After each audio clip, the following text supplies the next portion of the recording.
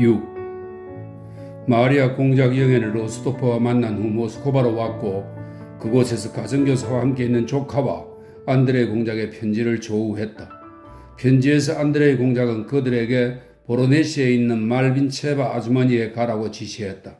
이주에 대한 고민, 오빠에 대한 걱정, 새집에 정착하는 문제, 새로운 사람들, 조카 양육, 이 모든 것들이 마리아 공작 영애의 마음속에 있는 감정, 아버지의 병환과 죽음 이후, 특히 로스토프와의 만남 이후 그녀를 계속 괴롭히던 유혹과도 같은 감정을 억눌렀다. 그녀는 슬펐다. 그녀의 마음속에서 러시아의 파멸과 결부된 아버지를 잃었다는 느낌은 이후 평온한 생활 조건 속에서 한 달이 지난 지금 점점 더 강렬하게 다가왔다. 그녀는 불안했다. 가까운 사람들 중에서 그녀에게 남은 유일한 사람인 오빠가 위험에 처했다는 생각이 끊임없이 그녀를 괴롭혔기 때문이었다. 항상 자신이 무력하다고 느꼈던 조카의 양육도 그녀를 근심케 했다. 하지만 그녀의 마음 깊은 곳에는 자신에 대한 긍정이 있었는데 그것은 로스토프의 출현과 함께 그녀 내면에 생긴 개인적인 꿈과 희망을 억눌렀다는 자각에서 비롯된 긍정이었다. 야훼 다음날 현지사 부인이 말빈체바를 찾아가 자신의 계획을 대해 의논하고 비록 지금 상황에서 모든 형식을 제대로 갖추어 결혼하는 건 생각도 못할 일이지만 어쨌든 젊은 사람들을 이어주고 서로를 알아가게 하는 것은 가능하지 않겠냐는 단서를 달았다. 말빈체바의 허락을 얻은 후 공작영애 앞에서 로스토프를 화제에 올리고 칭찬하면서 그가 마리아 공작영애의 이름을 듣자 얼굴을 붉히더라고 이야기했을 때 마리아 공작영애는 기쁨이 아닌 고통스러운 감정을 느꼈다. 그녀 내면의 조화는 더 이상 지속되지 못했고 갈망과 의심과 비난과 희망이 다시 고개를 들었다. 이 소식을 듣고 마리아 공작영애는 이틀 동안 로스토프와의 관계에서 자신이 어떻게 처신할지에 대해 끊임없이 생각했다. 그녀는 한편으로는 상중인 자신의 손님을 접대하는 것은 부적절하므로 그가 아주머니를 찾아오면 응접실에 나가지 말아야겠다고 결심했다. 다른 한편으로는 그가 자기를 위해 해준 일이 있기 때문에 그렇게 하는 것은 무례한 행동이 될 거라고도 생각했다. 아주머니와 현지사 부인이 자신과 로스토프에 대해 어떤 의도를 갖고 있다는 생각이 들기도 했다. 그들의 시선과 말은 이따금 이러한 추측에 확신을 심어주었다. 또한 그녀는 자신의 마음이 약하여 그들에 대해 이런 생각을 하는 것이라고 혼자 말하기도 했다. 왜냐하면 아직 상장도 떼지 않은 상황에서 그런 혼담은 자신에게나 아버지의 추억에 대해서나 모욕적인 일임을 그들이 이해하지 못할 리 없기 때문이다. 마리아 공작영애는 그가 있는 자리에 나갔다고 가정하여 그가 자기에게 할 말과 자신이 그에게 할 말을 생각해 보기도 했다. 그녀에게는 그 말이 과도하게 냉정하거나 혹은 지나치게 많은 의미를 띠는 것 같기도 했다. 그녀가 그와의 만남에 대해 가장 두려워한 것은 그를 보자마자 그녀를 지배하고 그녀의 속내를 폭로할 것이 분명한 당혹감이었다. 하지만 일요일 오전 예배 후 로스토프 백작이 왔다고 하인이 보고했을 때 공작영애는 당혹감을 비치지 않았다. 가벼운 홍조가 두 뺨을 물들이고 눈동자에 새로운 광채를 띄었을 뿐이었다. 그분을 만나보셨어요, 아주머니? 마리아 공작영애는 스스로도 어떻게 그렇게 외견상 침착하고 자연스럽게 행동할 수 있는지 이해하지 못하면서 침착한 목소리로 말했다. 로스토프가 응접실에 들어오자 공작영애는 마치 손님에게 아주머니와 인사할 시간을 줄이는 듯 잠시 고개를 숙였고 니콜라이가 그녀를 돌아보는 바로 그 순간 고개를 들어 빛나는 눈으로 그의 시선을 맞았다. 그녀는 품위와 우아함이 넘치는 동작으로 미소를 띠며 몸을 살짝 일으켰고 그에게 가늘고 부드러운 손을 내밀며 처음으로 가슴에서 울리는 새로운 여성적인 목소리로 이야기를 꺼냈다. 응접실에 있던 마드모아젤 브리엔이 이해할 수 없다는 듯 놀라서 마리아 공작영애를 쳐다보았다. 교태에 능숙한 그녀 자신조차도 마음을 빼앗아야 할 남자를 만났을 때 그보다 더 훌륭한 작전을 펼 수 없었을 것이다. 검은색이 그녀의 얼굴에 아주 잘 어울리는 건가? 아니면 정말로 예뻐진 건가? 나는 알아차리지도 못했네. 무엇보다 저 절도 있는 모습과 우아함이라니. 마드모아젤 브리에는 생각했다. 이 순간 만약 마리아 공작 영예가 생각을 할 수 있었다면 자기 내부의 변화에 마드모아젤 부리에보다 더 놀랐을 것이다. 그녀가 그 친근하고 사랑스러운 얼굴을 본 순간부터 어떤 새로운 생명력이 그녀를 사로잡아 그녀로 하여금 자기 의지와 상관없이 말하고 행동하게 만들었다. 그녀의 얼굴은 로스토프가 들어온 후 갑자기 변했다. 채색하고 조각을 생긴 등의 안쪽 부를 키우면 등의 옆면에 예전처럼 조잡하고 어둡고 무의미하게 보이던 그 복잡하고 정교한 예술작품이 생각지도 않게 놀라운 아름다움을 드러내며 갑자기 떠오르는 듯 마리아 공작 영예의 얼굴도 그렇게 변했다. 지금까지 그녀가 의지하여 살아온 순수하고 영적인 내적 노동 전체가 난생 처음 표면으로 나온 것이다. 그녀 자신의 만족을 채우지 못했던 그녀의 모든 내적 노동, 그녀의 고통, 선에 대한 갈망, 순종, 사랑, 자기 희생, 이 모든 것이 이 순간 그 빛나는 눈동자, 옅은 미소, 부드러운 얼굴선 하나하나에서 빛나고 있었다. 로스토프는 마치 그녀의 전 인생을 아는 것처럼 이 모든 것을 분명히 보았다. 그는 자기 앞에 있는 존재가 자신이 이제까지 만난 수많은 사람들과 전혀 다르고 그들보다 나은 존재임을, 특히 그 자신보다도 더 뛰어난 존재임을 깨달았다. 대화는 매우 소박하고 사소한 일상에 대한 것이었다. 그들은 다른 사람들과 마찬가지로 전쟁에 대한 자신의 슬픔을 과장하며 이야기했고 지난번 만남에 대해서도 이야기했다. 니콜라이는 다른 주제로 대화를 옮기려고 애쓰며 선량한 현지사 부인에 관해 니콜라이와 마리아 공작 영예의 친척들에 관해 이야기했다. 마리아 공작 영예는 아주머니가 안드레에 대해 말을 꺼내자마자 화제를 바꾸려 애쓰며 오빠에 관한 이야기를 피했다. 러시아의 불행에 대해서는 꾸며서라도 말할 수 있었지만 오빠는 그녀의 마음에 지나치게 가까운 대상이어서 그에 대해 쉽게 이야기하고 싶지도 그렇게 할 수도 없는 듯 보였다. 니콜라이는 그것을 알아차렸다. 그답지 않은 날카로운 관찰력으로 마리아 공작 영예의 성격이 지닌 모든 색조를 알아차렸는데 그녀의 이러한 성격은 그녀가 매우 특별하고 대단한 존재라는 그의 확신을 강화시켜 주었다. 니콜라이도 누가 자신에게 그녀에 관한 이야기를 할 때나 심지어는 그 자신이 그녀를 생각할 때조차 마리아 공작 영예와 똑같이 얼굴을 붉히며 당황했지만 그녀와 함께 있게 되자 마음이 자유로워지는 것을 느끼면서 자신이 미리 준비해 온 것이 아닌 순간적으로 머리에 떠오른 그러나 항상 적절한 것을 말했다. 아이들이 있는 집을 방문할 때 항상 그랬듯이 니콜라이는 짧은 방문 동안에도 침묵의 순간이 올 때면 안드레 공작의 어린 아이들에게로 달려가 다정하게 아이를 쓰다듬으며 경기병이 되고 싶지 않느냐고 물었다. 그는 아이의 두 팔을 잡고 빙글빙글 돌며 마리아 공작 영예를 힐끔거렸다. 그녀의 감동받은 듯한 행복하고 수줍은 눈길이 사랑하는 남자의 팔에 안긴 사랑하는 아이를 쫓았다. 니콜라이도 그 시선을 눈치채고 그 의미를 이해한 듯 만족감으로 얼굴을 붉히며 상냥하고 즐겁게 아이에게 입을 맞추었다. 마리아 공작 영예는 상중이라 외출하지 않았고 니콜라이도 그 집을 방문하는 것이 예의 바른 행동이라 여기지 않았다.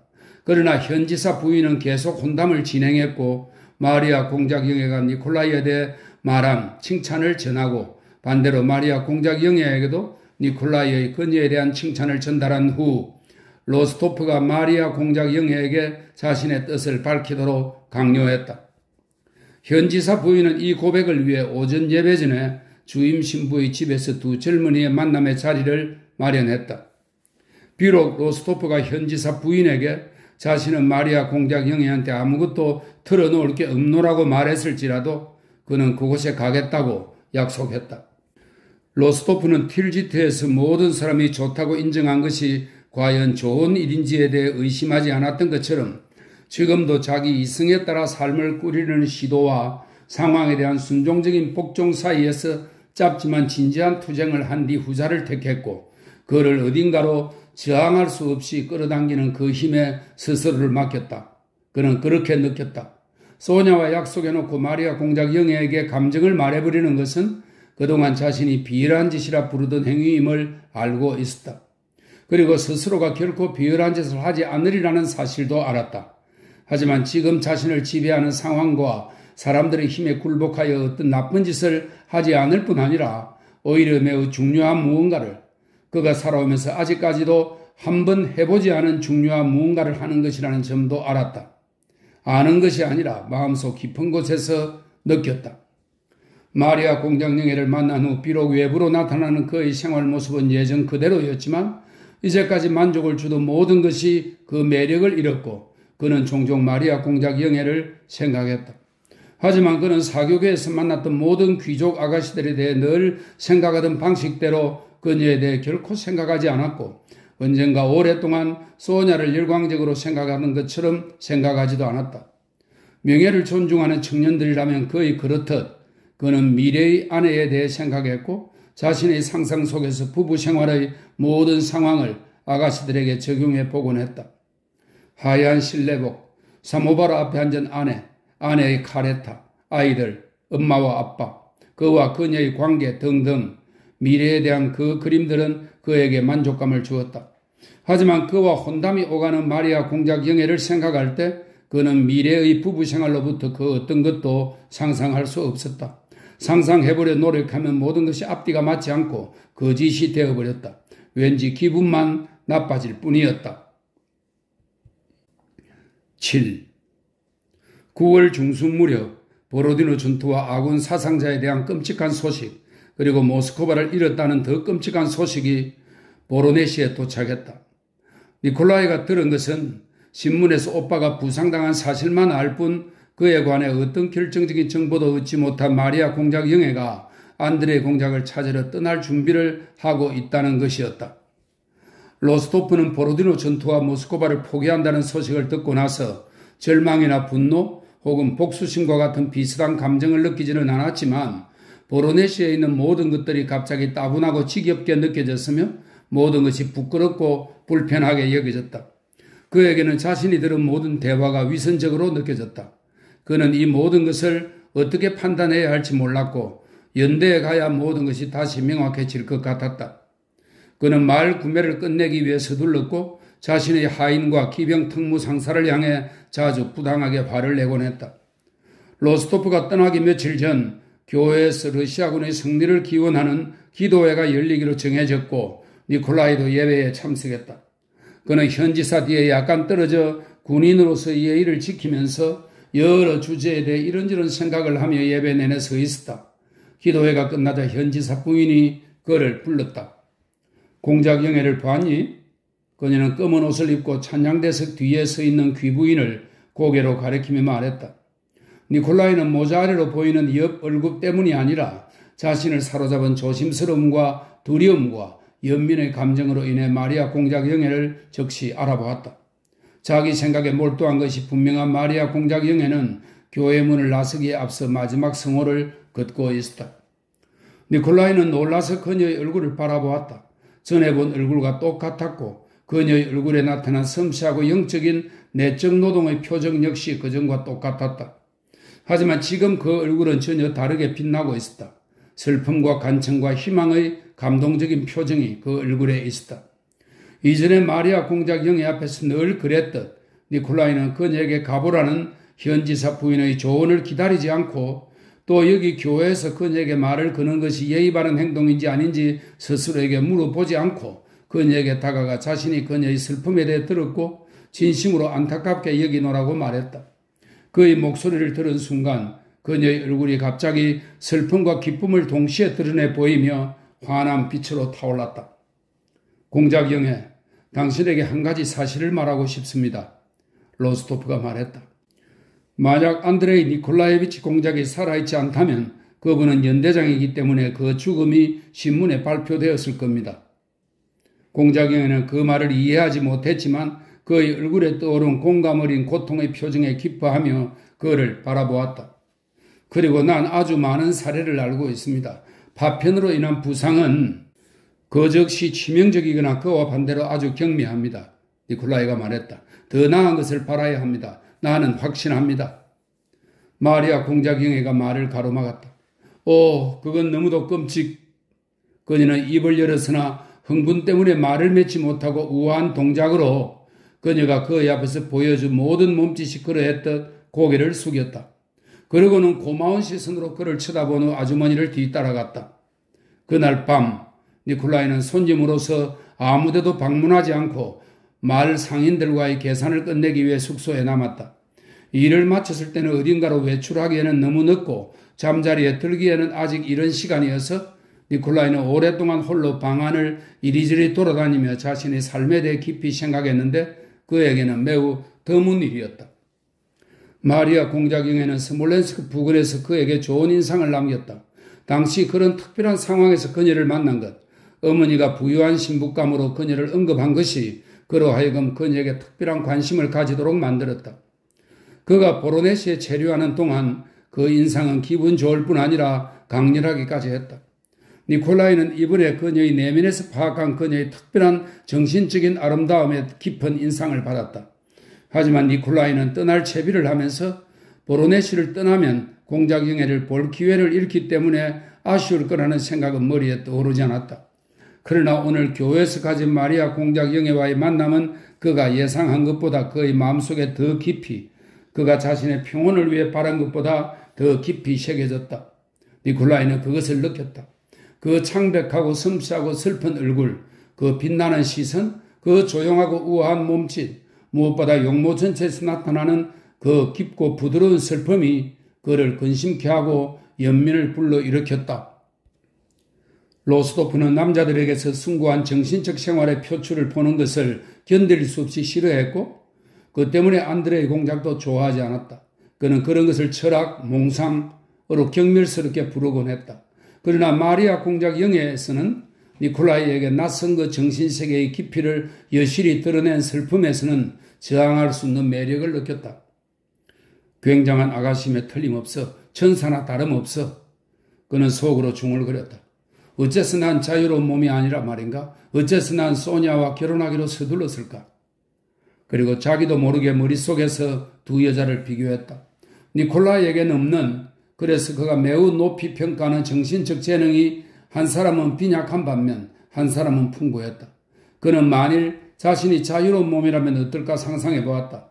나는 어떻게 청혼하고 그녀는 어떻게 나의 아내가 될 것인가? 아니다. 그는 그것을 상상할 수 없었다. 그는 기분이 나빠졌고 그 어떤 뚜렷한 상도 그에게는 떠오르지 않았다. 소냐의 경우 그는 이미 오래전에 미래상을 마련해 두었는데 그 전부가 상상한 것이고 그가 소냐의 내면을 잘 알았기 때문에 모든 것이 단순하고 분명했다. 하지만 마리아 공작 영예와 함께할 미래 생활은 상상할 수 없었는데 왜냐하면 그녀를 이해한 것이 아니라 사랑했기 때문이었다. 소녀에 대한 상상에는 장난감을 갖고 노는 것과 같은 즐거운 무언가가 있었다. 그러나 마리아 공작 영예에 대해 생각하는 것은 언제나 어렵고 심지어 두렵기까지 했다. 그녀가 어떤 모습으로 기도했는지 그는 회상했다. 그녀의 온 영혼이 그 기도 안에 있는 것처럼 보였어. 그래, 그건 산을 옮길 만한 기도였고 난 그녀의 기도가 이루어질 거라고 확신해. 어째서 난 나에게 필요한 것에 대해 기도하지 않을까? 그는 상기해 보았다. 나에게 뭐가 필요하지? 자유, 소냐와의 결별? 그녀는 진실을 말했어. 그는 현지사 부인의 말을 떠올렸다. 내가 소냐와 결혼하면 불행 말고는 아무것도 얻을 게 없어. 혼란, 어머니의 슬픔, 재정상태, 혼란, 무서운 혼란. 그래, 난 그녀를 사랑하지도 않아. 그래, 난 마땅히 주어야 할 그런 사랑을 주고 있지 않아. 하나님, 저를 끔찍한 출구 없는 상황에서 구해주소서. 그는 갑자기 기도하기 시작했다. 그래, 기도는 산을 움직이지. 그러나 믿어야 하고 어린 시절 나타샤와 함께 눈을 설탕으로 만들어달라고 기도한 다음 정말 눈이 설탕이 됐는지 보려고 마당으로 뛰어나갔던 것처럼 그렇게 기도해서는 안 돼. 아니야, 난 지금 시시한 것에 대해 기도하는 게 아니야. 그는 파이프를 한 구석에 놓고 두 손을 모은 후 이콘 앞에 서서 중얼거렸다. 그리고 마리아 공작 영예에 대한 기억에 감동받은 그는 오랫동안 그에게서 볼 수 없었던 모습으로 기도하기 시작했다. 라브루시카가 종이 같은 것을 들고 안으로 들어왔을 때는 눈물이 그의 눈과 목에 고여있는 상태였다. 멍청이, 부르지도 않았는데 왜 기어들어와? 니콜라이는 잽싸게 자세를 바꾸며 말했다. 현지사 댁으로부터요. 라브루시카는 잠이 들깬 목소리로 말했다. 백장님께 드릴 편지를 가지고 집사가 왔습니다. 그래, 알았어. 고마워. 나가봐. 니콜라이는 편지 두 통을 받아들였다. 하나는 어머니로부터, 다른 하나는 소니아에게서 온 편지였다. 그는 필체로 편지를 알아보았고 먼저 소니아의 편지부터 뜯었다. 그리고 몇 줄을 읽기도 전에 그의 얼굴이 창백해지고 놀라움과 기쁨으로 눈이 커졌다. 아니야, 이럴 리 없어. 그는 소리내어 중얼거렸다. 그는 자리에 가만히 앉아 있을 수 없어 두 손에 편지를 쥔 채 그것을 읽으며 방 안을 걸어다니기 시작했다. 그는 빠르게 편지를 훑은 뒤 또다시 읽었고 어깨를 으쓱거린 후 두 팔을 벌린 채 입을 벌리고 시선은 한 곳에 고정하고는 방 한가운데 멈춰 섰다. 하나님께서 이루어 주시리라는 확신을 가지고 방금 전에 기도한 내용이 실현되었던 것이다. 그러나 니콜라이는 무언가 엄청난 일이 일어났다는 듯, 자신은 그것을 기대한 적도 없다는 듯, 그것이 그토록 빨리 실현된 것은 자기가 간구한 하나님 덕분이 아니라 흔한 우연으로 일어났음을 증명한다는 듯 놀라워했다. 로스토프의 자유를 속박했던, 도저히 풀 수 없을 것 같았던 매듭은 그 어떤 것에 의해서도 야기되지 않은 예상치 못한 편지로 인해 풀리게 되었다. 니콜라이에게는 그렇게 여겨졌다. 그녀는 최근의 불행한 상황, 로스토프가가 모스크바의 재산을 거의 다 잃은 것, 백작 부인이 니콜라이가 볼콘스카야 공작 영예와 결혼하기를 바란다고 수차례 말한 것, 최근 얼마 동안 이어진 그의 침묵과 냉담, 이 모든 것이 그녀로 하여금 그와의 약속을 어기고 그에게 완전한 자유를 주기로 결심하게 했다고 썼다. 나에게 은혜를 베푼 가정에 내가 슬픔이나 불화의 원인이 될 수 있다고 생각하는 것은 내겐 너무 힘듭니다. 그녀는 이렇게 썼다. 나의 사랑은 내가 사랑하는 사람들의 행복이라는 단 하나의 목적만 가지고 있어요. 그러니까 니콜라, 스스로를 자유로운 몸으로 여기고 무슨 일이 있든 그 누구도 당신의 소냐만큼 당신을 강렬하게 사랑할 수는 없다는 사실을 알아주길 간청합니다. 두 편지 모두 트로이차에서 왔는데 다른 하나는 백작 부인의 편지였다.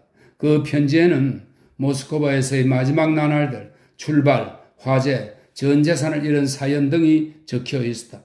그런데 편지에서 백작 부인은 안드레 공작이 부상병들 중에 있고 자신들과 함께 떠났다고 썼다. 그의 상태가 매우 안 좋았으나 이제 의사가 희망이 있다고 말하고 소냐와 나타샤가 간호사처럼 그를 보살피고 있다는 것이었다. 다음 날 니콜라이는 편지를 들고 마리아 공작 영예에게 갔다. 니콜라이도 마리아 공작 영예도 나타샤가 그를 보살피고 있다라는 말이 무엇을 의미하는지에 대해서는 한마디도 꺼내지 않았다. 그러나 이 편지 덕분에 니콜라이는 갑자기 공작 영예와 그의 친척만큼이나 가까워졌다. 그 다음날 로스토프는 마리아 공작 영예를 야로슬라블까지 데려다 주었고 며칠 후 연대로 떠났다. 8. 기도를 이루어준 소냐의 편지는 트로이차에서 작성된 것이었다. 편지는 다음과 같은 연유에서 쓰였다. 니콜라이를 부잣집 아가씨와 결혼시키려는 생각은 노백작 부인을 점점 더 사로잡았다. 그녀는 소냐가 이 일에서 가장 큰 방해물임을 알았다.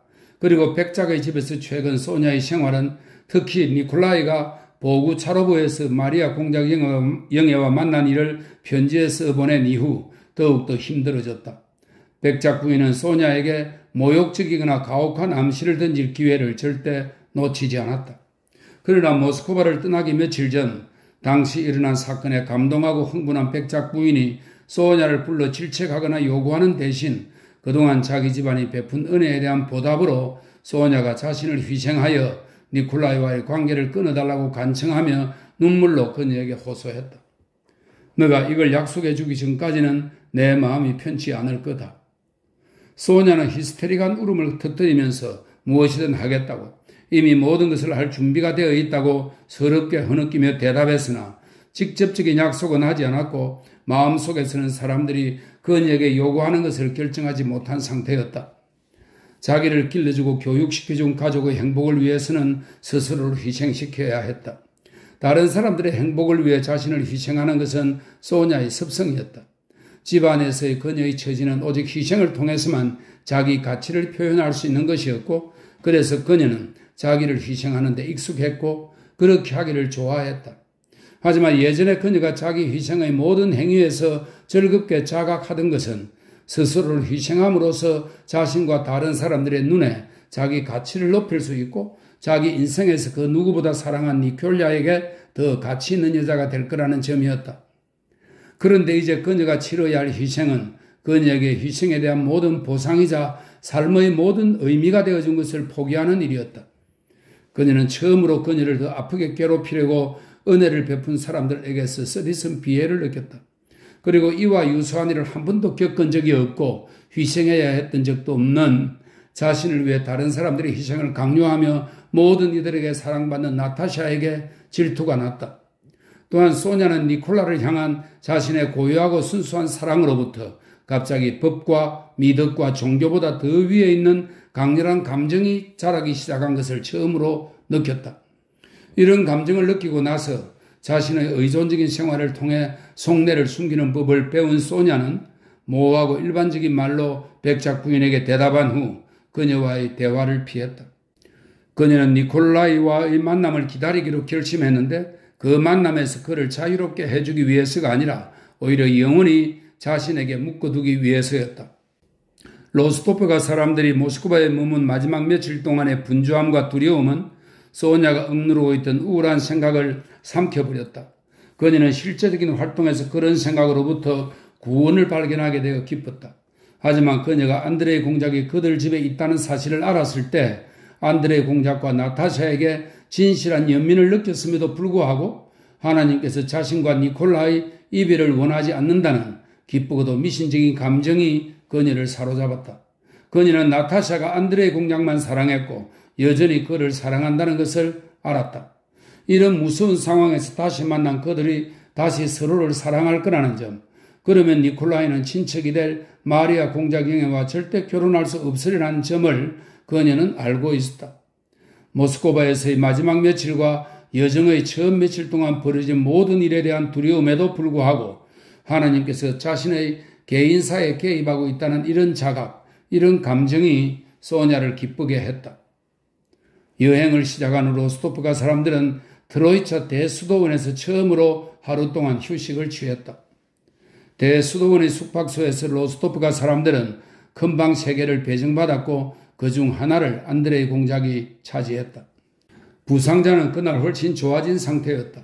나타샤가 그 옆에 앉아 있었다. 옆방에서는 백작과 백작 부인이 오랜 지인이자 기부자인 이들을 방문한 수도 원장과 담화를 나누고 있었다. 소냐도 그 자리에 앉아 있었지만 안드레이 공작과 나누는 이야기에 대한 궁금증이 그녀를 괴롭혔다. 그녀는 문 너머로 그들의 말소리에 귀를 기울였다. 안드레이 공작의 방문이 열렸다. 나타샤가 흥분한 얼굴로 방에서 나오더니 그녀를 맞이하고자 몸을 일으키며 오른팔에 넓은 소매자락을 감아진 수도 원장을 보지 못한 채 소냐에게 다가와 손을 잡았다. 나타샤, 무엇 때문에 그러니? 이리 오렴. 백작 부인이 말했다. 나타샤가 축복을 받으러 다가가자 수도 원장은 하나님과 성자에게 도움을 구하라고 조언했다. 수도 원장이 떠나자마자 나타샤는 친구의 손을 잡고 빈방으로 갔다. 소냐, 그렇지? 그는 살 수 있겠지? 그녀가 말했다.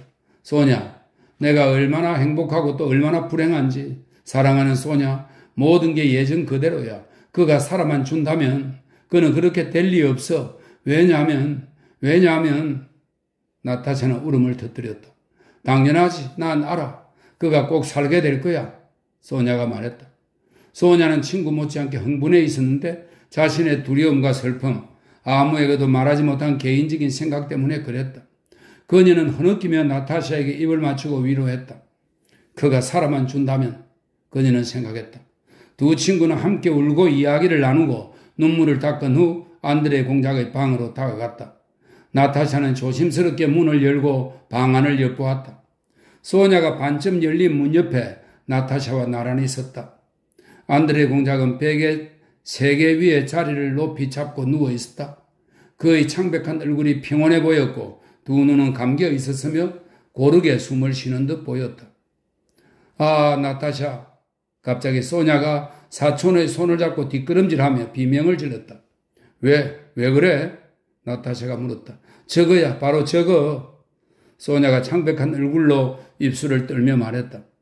소냐가 무슨 말을 하는지 아직 이해하지 못하면서 나타샤는 조용히 문을 닫고 소냐와 함께 창가를 향해 갔다. 너 기억해? 소냐가 놀란 얼굴로 엄숙하게 말했다. 기억해? 내가 너 대신 거울을 들여다보았을 때 크리스마스 주간에 오트라드 노예에서 내가 무엇을 받는지 기억하니? 그럼. 나타샤는 그 당시 소냐가 누워있는 안드레 공작에 대해 무엇라고 말한 것을 어렴풋이 떠올리며 눈을 크게 뜨고 말했다. 기억해? 소냐가 계속 말했다. 내가 그때 보고 모두에게 말했잖아. 너에게도 두냐샤에게도 말이야. 난 그가 침상에 누워있는 걸 봤어. 그녀는 이야기할 때마다 손가락을 하나씩 채우며 자세히 말했다. 그가 눈을 감고 있는 것, 그가 장밋빛 이불을 덮고 있는 것, 그리고 그가 손을 모으고 있었던 것. 소냐는 지금 본 세세한 것들을 묘사하면서 그때 자기가 보았던 것이라고 확신하며 말했다. 당시 그녀는 아무것도 보지 않았고 머리에 떠오른 것을 보았다고 이야기했다. 하지만 그때 머릿속으로 생각해낸 것은 다른 모든 기억만큼 그녀에게 현실처럼 느껴졌다. 그때 그녀가 말했던 것은 그가 그녀를 돌아보며 빙그레 웃었다는 것, 그리고 그가 붉은 무언가를 덮고 있었다는 것인데 그녀는 기억해냈을 뿐 아니라 심지어 그때도 자신은 그가 바로 그 장밋빛 이불을 덮고 눈을 감고 있는 모습을 보았으며 또 그렇게 말했다고 굳게 확신했다. 그래, 장밋빛이라고 했어. 나타샤도 이제는 장밋빛으로 들었다고 기억하는 듯 말했고 그녀는 무엇보다도 바로 여기서 예언의 놀라움과 신비함을 보았다. 하지만 그것이 무엇을 뜻하는 걸까? 나타샤는 생각에 잠겨 말했다. 모르겠어. 모든 게 너무 기이해.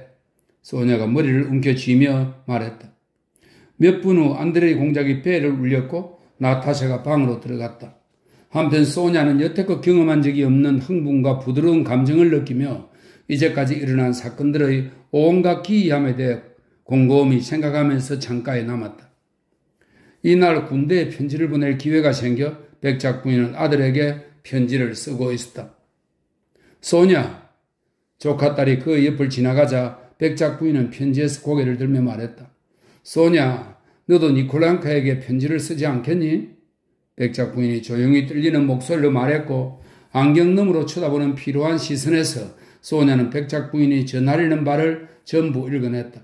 그 시선에는 간청, 거절의 두려움, 부탁을 해야만 하는 상황에 대한 부끄러움, 거절할 경우 가차없이 정오를 퍼부을 준비가 되어 있었다.